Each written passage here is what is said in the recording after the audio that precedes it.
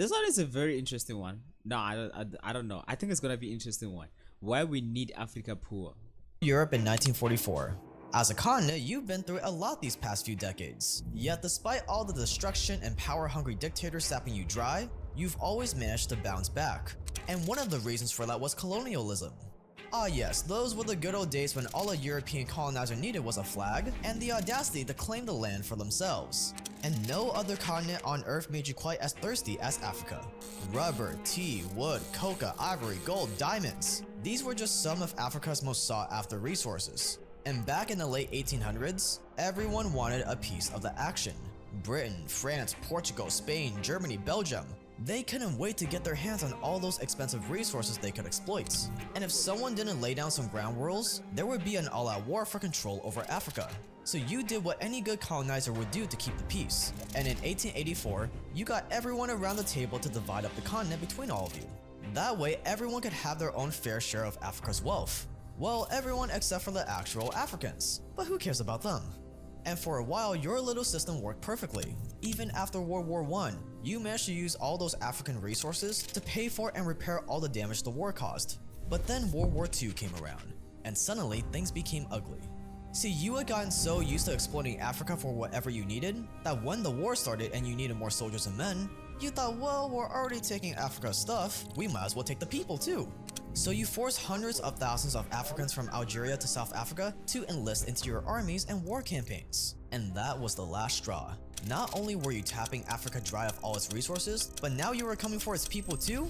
The African people had no interest on who came out on top of your little world war. Enough was enough. It was time for Africa to take back what was theirs. So in 1945, just as you were calculating how many diamonds, gold, coca, and rubber it would cost to rebuild all— Bro, I know people in today's day and age, they, especially in American media, you know, they bring up a point of saying things like 50% of gun violences. I don't know the stats. I'm not saying the stats are correct, but they always bring up like most people who are in jail in America is black people. Most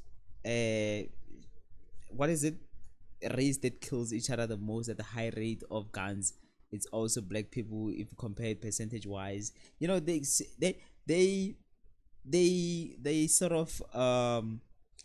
of describe black people as in like the most violent race, you know what I'm saying? But if we look at the history and study the history, the black people has been the most peaceful race.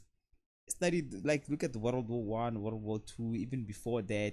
Who went out of their own country and continent to go and kill and murder people who had nothing to do with them, and they were just chilling, and then they just walked in and started killing them and claiming their land. It is white people. White people are the ones that have contributed to most wars in the world. They are the ones that cause the most death in the world. If you just look at the recent history, not even to go back way back, but just look at the recent history. Look at Europe, bro. It's crazy. So my point of saying that, I think black people are the most peaceful, although culture might, some people might be saying culture is shifting, but I don't think it is, bro. I don't think it is.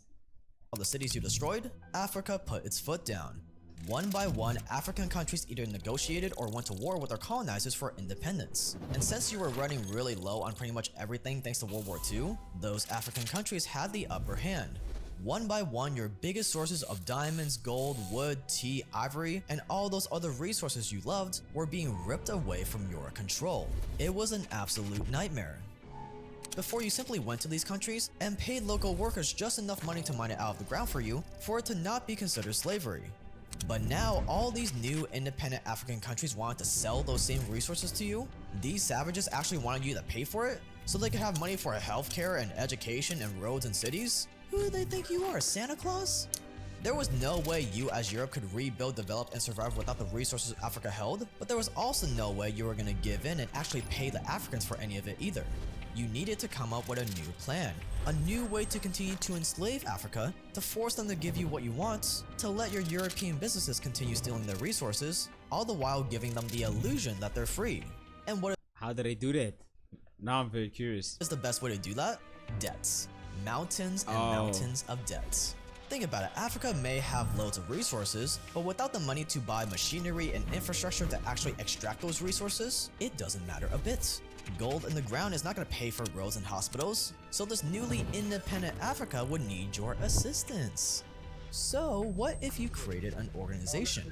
What if you gave this organization an innocent sounding name like the International Monetary Fund or the World Bank or something?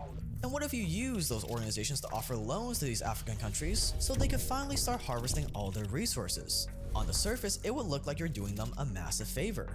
But in the fine print, it would give you complete control over the money they earn from these resources. It would ensure that none of the money they earn could be reinvested back into their country, that all that money would go straight back to you, that the loans would be so big, that the repayment terms would be so strict, that they would never be able to pay you back in full. Damn. Well, if you put all that in the fine print, you would have de facto control over Africa, its resources, and its government once again. Except this time, the entire population will live under the illusion that they're actually free. Damn. But also, what is the other solution? If you don't take the debt, what is the other solution though? Sometimes there's no other better solution. Sometimes the best decision, the best solution is the worst. How can I? Oh shit. Sometimes the bad choice, I don't know how to say it. Sometimes your only choice is the bad choice. I think that's the smart way to say it, I guess. It was the perfect plan. And guess what? No one reads the fine prints. Stay dangerous, and this is why Africa is poor.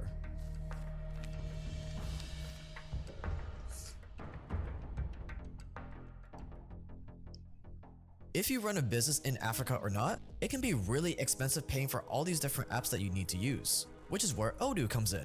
Odoo is an all-in-one platform that combines practically every single app you could ever pay for all under one roof. This means you can save literally hundreds if not a few $1,000s every year just by switching over. It has a time tracking app for your employees, an accounting app to replace your QuickBooks plan, invoicing, point of sale, electronic signature. It even has apps for inventory management and project this is just like Monday management. Not to mention apps for building full-blown websites, selling courses. It even has an SMS marketing app and digital phone numbers for your business. And here's the best part. With Odoo, you get all this for as low as $24.90 per user. Think about it. That's a lot. You're probably already paying just as much as that for just one of these apps alone. Like take their document signing app for example. DocuSign literally costs just as much as Odoo for their standard plan, while Odoo's app is just as good and you get all these other apps. Or take their accounting app. It's arguably easier and cleaner to use than QuickBooks, even though people pay anywhere from $15 to $100 per month for QuickBooks. Basically, you get $2,000 worth of apps for under $25 per user. Well, I'll say the good thing is that I don't know, most of you guys, I don't know if you use this kind of stuff, especially if you do remote work. It has a bunch of tools that we normally use different types of websites, you know, to include them. And the great thing about them is that they're all in one service. So that's the good thing about it. But the price, damn. And the best part is that you can try all this out for free without having to enter your credit card information when you pause the video and click the link below. You can even get free lifetime access to one app of your choice in the Odoo suite if you don't need the rest. So click the link below and try Odoo for free. And thanks to them for sponsoring this video. The modern world as we know it today would not be possible without Africa. But you know what I want to check? I want to check if it's improving. How much debt does Africa owe to the World Bank today? That's what I want to find out, and then compare it from the past. Okay, maybe this is a question I need to ask ChatGPT. I don't think I could find an answer on it on Google. Just take the Democratic Republic of the Congo for example. In 2023, it produced more than 70% of the world's cobalt for our smartphones, computers, and of course, our beloved electric cars. Africa is also home to 1/3 of the world's critical mineral supply. We're talking copper, lithium, nickel, platinum. 65% of the world's fertile agricultural land is also found in Africa, and without it, there would be many food shortages. And every year, the production and sale of all these resources produce billions of dollars in revenue. In 2019, Africa's mineral resources alone produced $406 billion. And we're not even talking about the other stuff like fish, crops, or timber.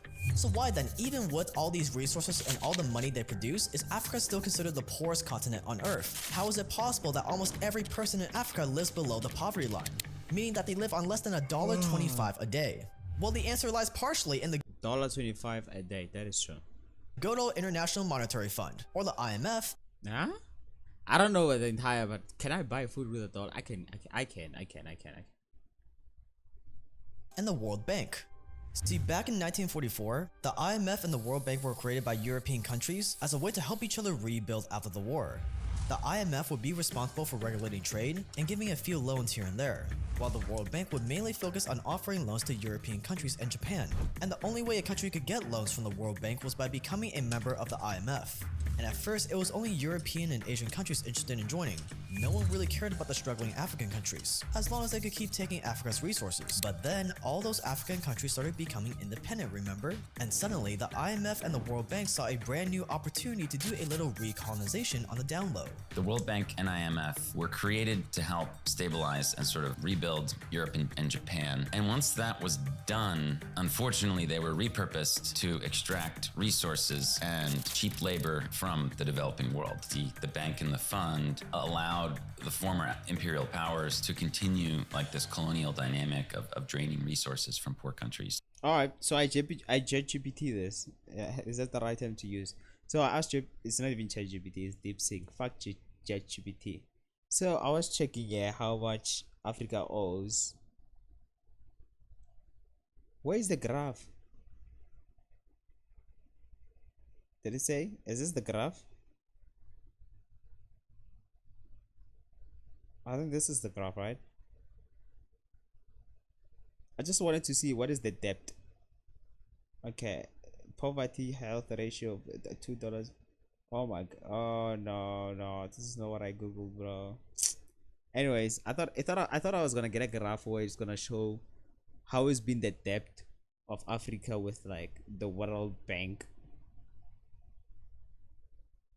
to support them. And that is, of course, the total opposite of what they say they do. Like the IMF doesn't have guns. So whereas the British or the French or the Americans in the Philippines would go and impose a system where they're like, we're gonna take the gold from here, you're gonna work and help us get this rubber from over here, and we're gonna take it home, and we're not gonna pay you a fair rate, if anything. You know, that was like old school colonialism, or like slavery or whatever. This doesn't entail violence. This uses debt as a weapon. On the surface, the promises made by the IMF and the World Bank seemed like everything a newly independent African country could hope for. Don't worry if you don't have the money to start harvesting your resources. We've got more than enough to go around. We'll help you become rich and successful. Just sign on the dotted line, please. According to the IMF itself, it quote works to achieve sustainable growth and prosperity for all its members. Wow, doesn't that sound nice? Maybe this was the West's way. Okay, so I found a very good information that I would like to share at the moment as I was... Okay, wait, let it finish. Alright, so it says here, I don't know how accurate this is. So it says from 1980 to 2000, the debt rose by $200 billion, right?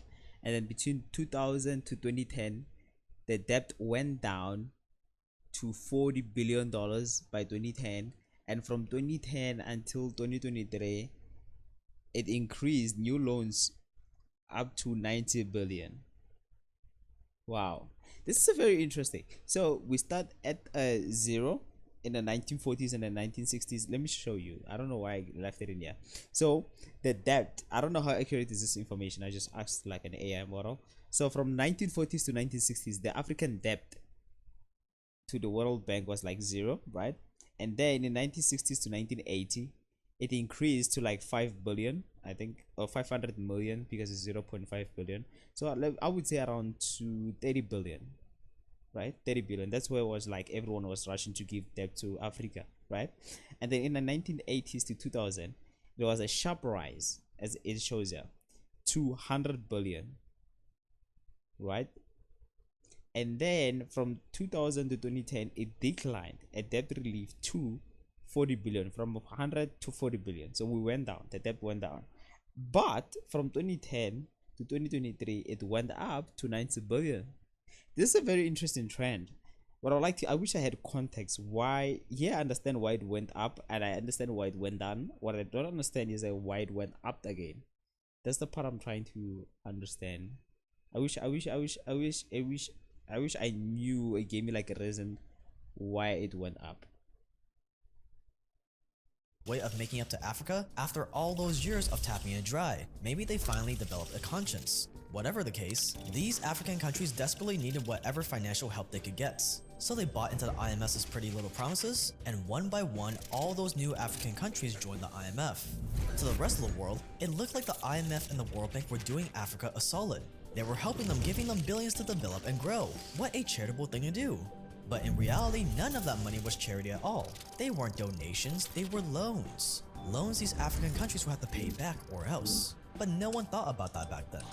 All the African countries saw was an answer to their prayers, their shot at finally becoming as rich and developed as everyone else. But little did they know that they had just walked straight into the West's very best colonial-shaped trap.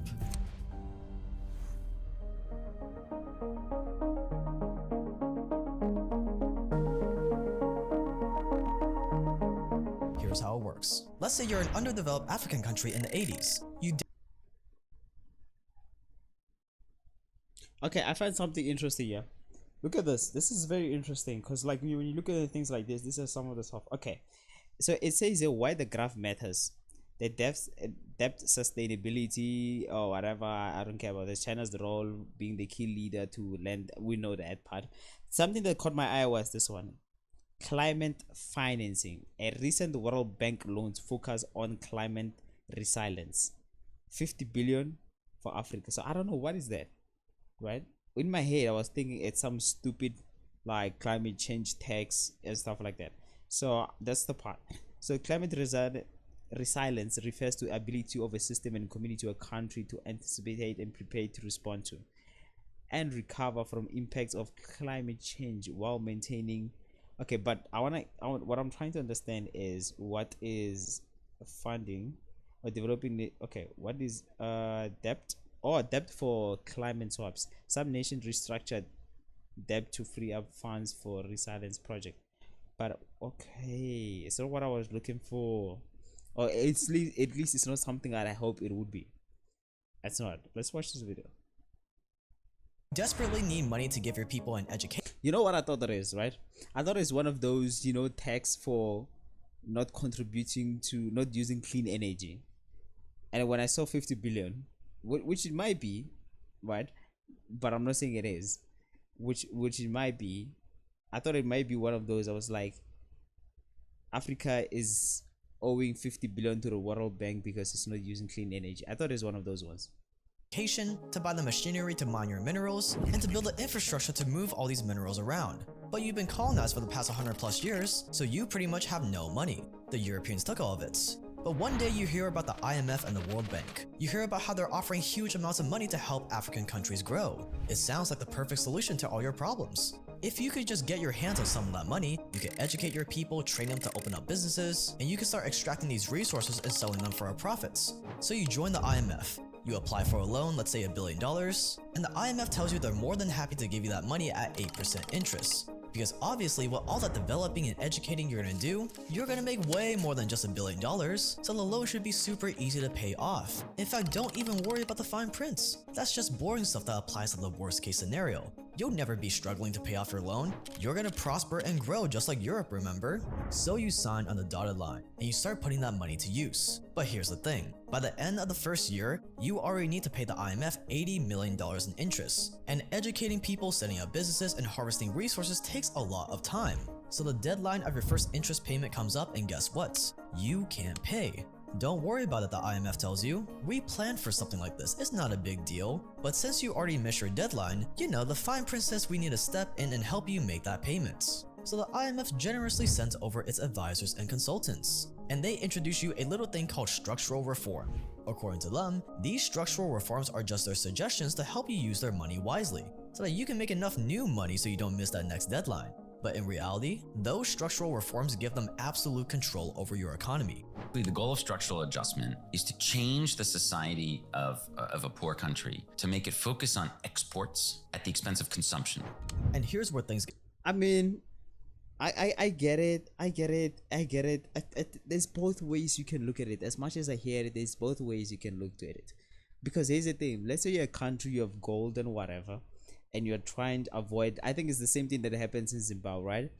You're trying to avoid being exploited and whatever, and you stay away from, from loans. I don't know if they ever took loan, but I'm trying to say what I know, which I might be incorrect. I think Robert Mugabe was like, You know, he was like, he kicked all the white people out of his country who own farms and stuff like that, and then he refused to trade with like, and then some countries refused to trade with him, and then he was more of like against this whole idea of this video is describing of like taking, you know, you get what I'm saying, right?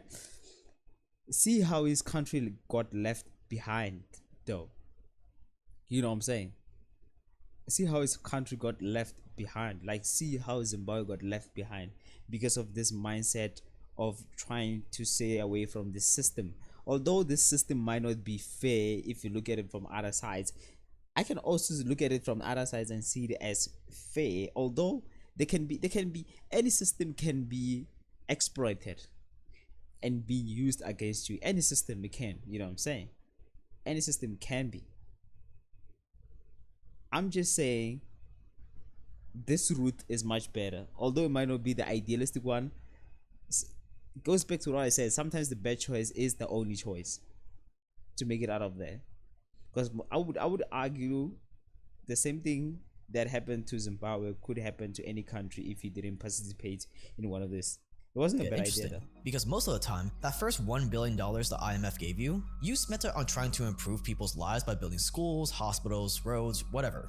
So even though you want to start selling your resources, by then you would have spent all the loan money already. But luckily, the IMF is here to help again. Don't worry if you can't mine all those resources or plant all those crops. Just let our companies do it for you, they say. And since all of this is required in the fine print of the loans that you signed, you have no choice but to accept.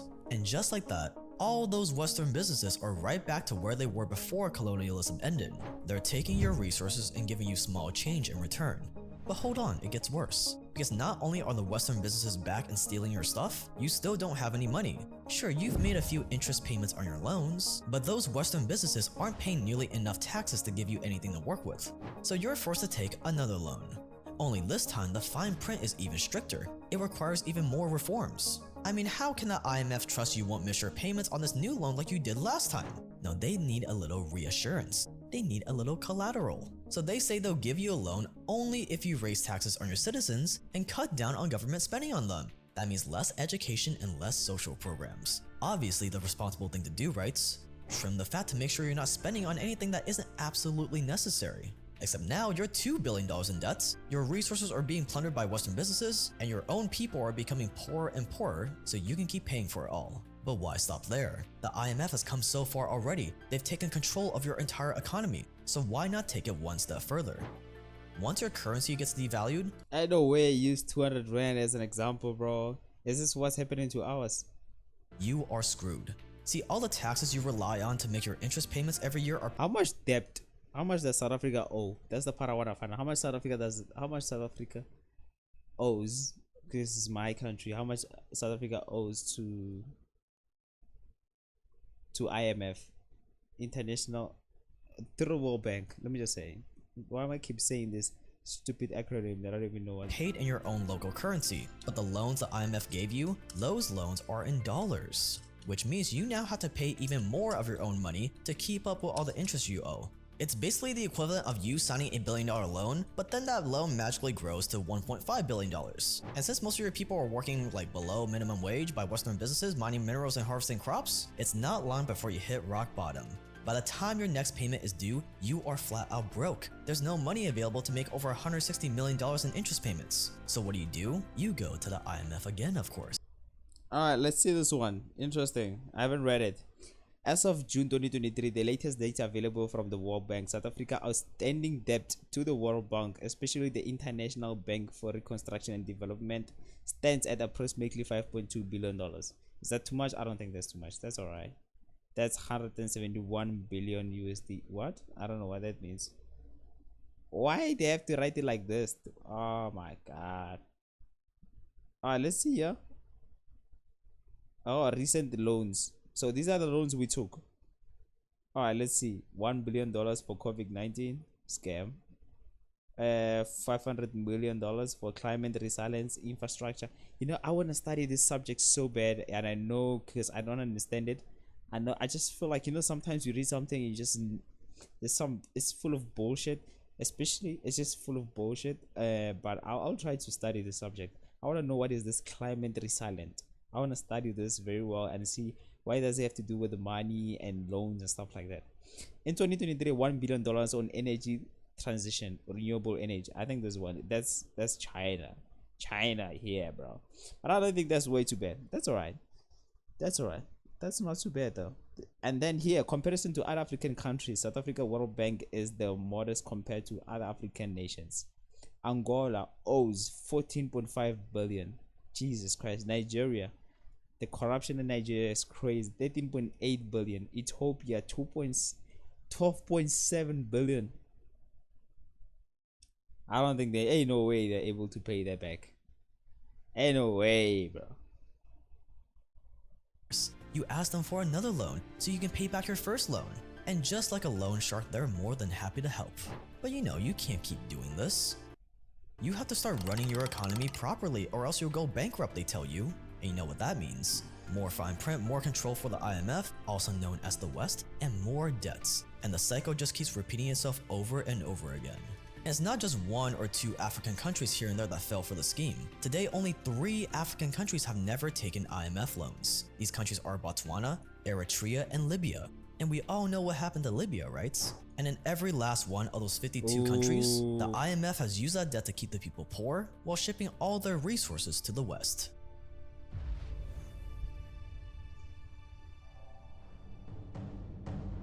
No, what happened to Libya, that's another story that needs to be studied. I only know the surface level of the knowledge. And it sounds concrete. I've never met anyone that against what happens Muhammad Gaddafi. Let me just, whatever.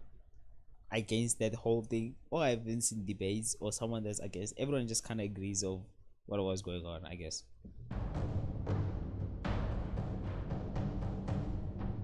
Say hello to the richest country in the world. The Democratic Republic of the Congo, or DRC, previously known as Zaire, is sitting on an estimated $24 trillion worth of untapped raw minerals. Damn. Gold, copper, oil, and cobalt are just some of the DRC's biggest exports. What? But you wouldn't know that looking at these pictures, because even though the DRC has more mineral wealth than any country on Earth, the average person in the DRC only makes around $1.50 a day, or an annual income of just $610. Annual For comparison, income? Saudi Arabia only has around Annual income of $610?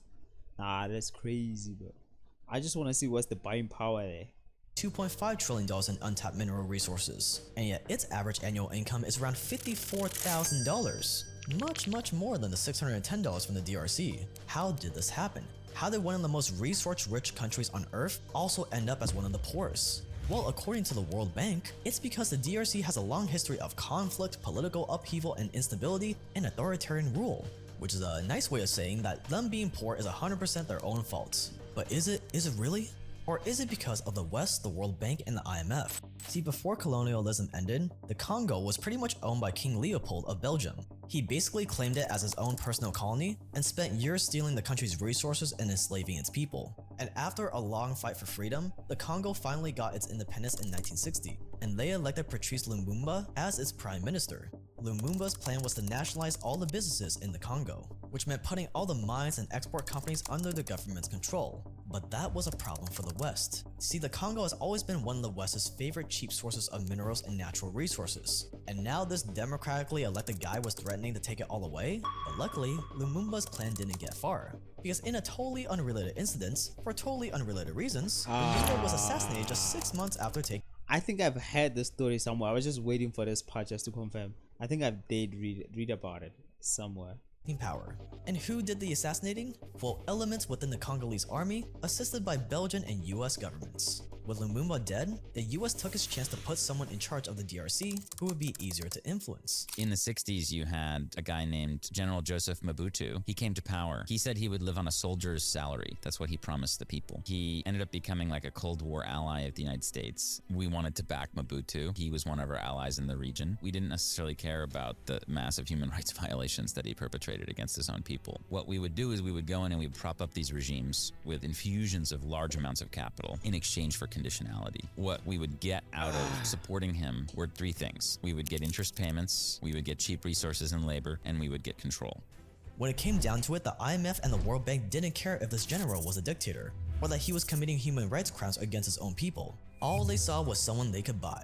So they made a deal with the devil and started pumping massive amounts of money into the country as loans. And since the general was obviously taking a lot of the money for himself, he didn't care what the fine print said.